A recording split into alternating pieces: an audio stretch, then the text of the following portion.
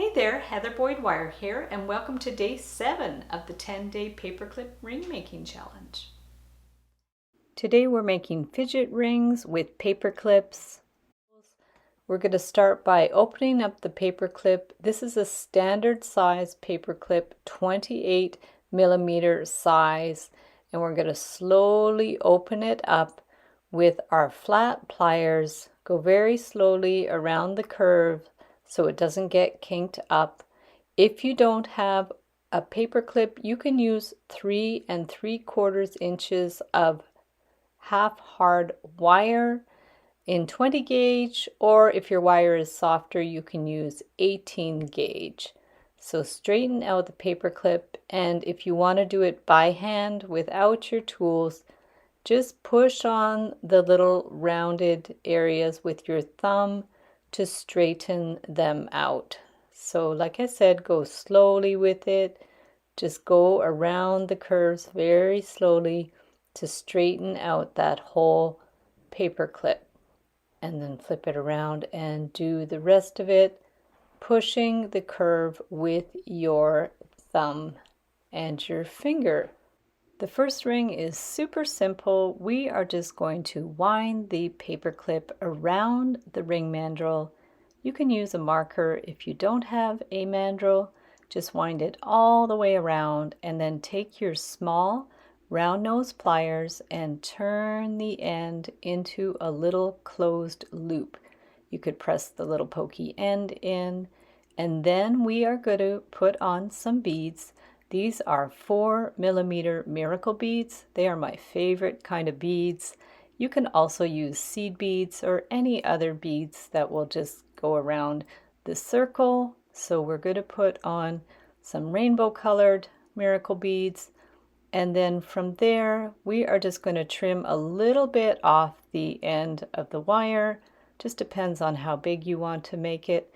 You don't even need cutters. You can just bend it back and forth and it snaps. And then get your round pliers and turn that end into a little closed loop. Get your flat pliers again so it's not pokey. And there is a very super simple, quick fidget ring. Very easy to make, and it is adjustable at the back. Beads move around. It's very fun to play with. So for the second one, I'm doing a couple of little loops towards the middle just so the beads don't slide around to the back of the ring. So I'm using the end of my round nose pliers. These are really fine round nose pliers. They're stainless steel.